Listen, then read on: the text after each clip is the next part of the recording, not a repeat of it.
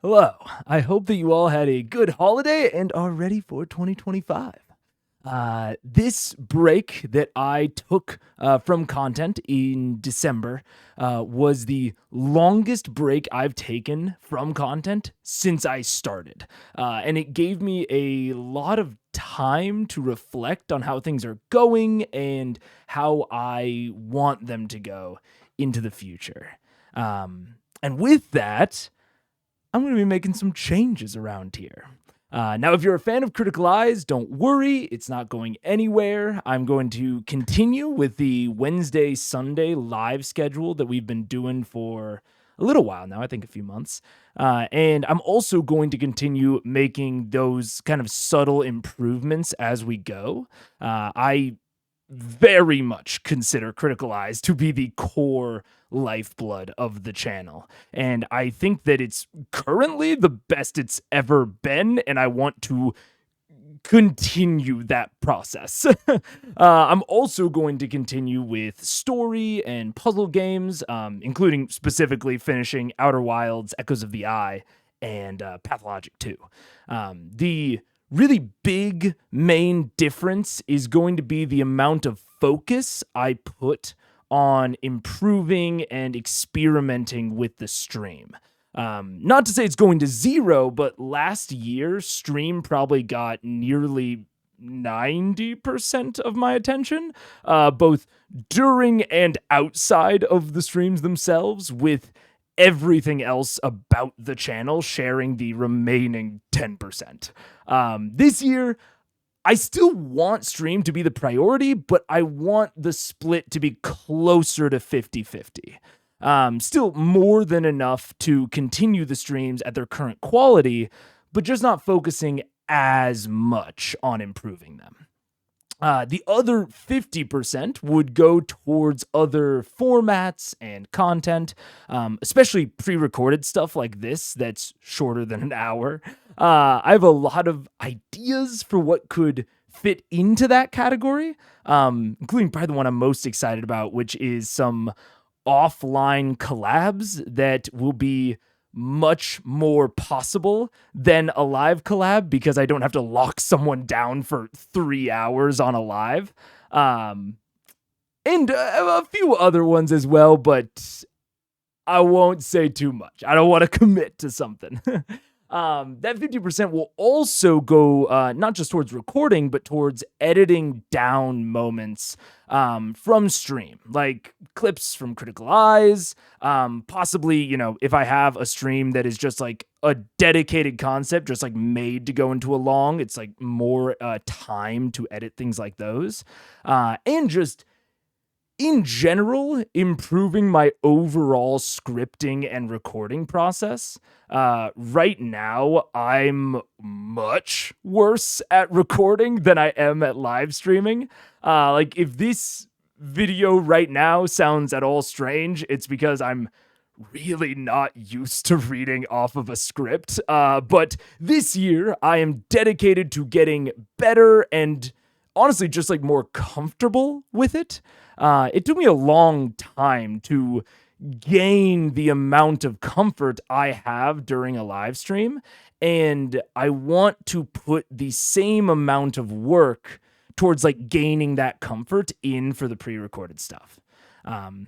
So with that, what's up with the title? Why Year of the Bard? I don't remember exactly where I heard about this, but for a few years now, rather than doing New Year's resolutions, I really like to have a New Year's theme. For example, last year was the year of sleep.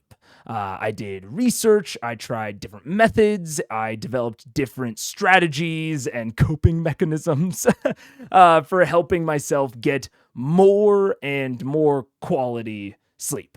And there's no like failing or succeeding. I wasn't like, by the end of the year, I have to be getting 8 hours every night. It's all about just doing things that are on theme.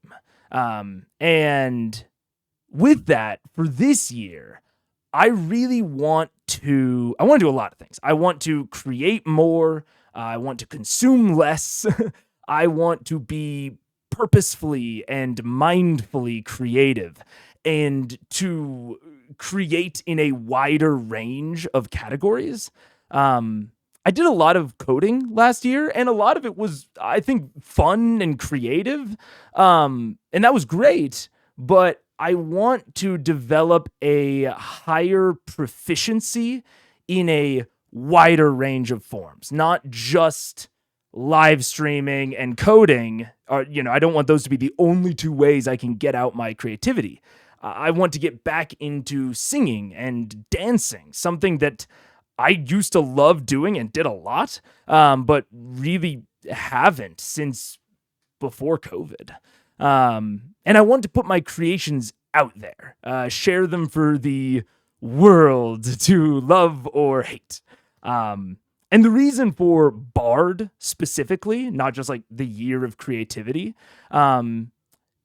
is because I want to. This sounds silly. I want to feel like I could go on a heroic journey, heed the call to adventure at a moment's notice. I'm not like the most out of shape I've ever been, but I'm certainly not in the best shape of my life. I could not go on an adventure right now. And I do believe in like that mind-body connection. Like to quote Tim Minchin, you jog, therefore you sleep, therefore you're not overwhelmed by existential angst. Because, I am not going to ever actually go on an adventure, but preparing as if I might will, I believe, bring its own rewards. So, with that, if you'll indulge me, I want to get a little bit sappy for a second. If you have already subscribed to me, thank you so much. I tried and failed at many things this past year. And you guys found something about that process or some of the things I made along the way enjoyable. And I really did too. I wasn't sure, if I was going to want to do this full time. And I really, really do. So in 2025, there's one thing that I can promise, which is that I will continue to try and continue to fail and ideally make something cool along the way. Yeah, like I said, thank you for indulging me, and I hope to see you all then.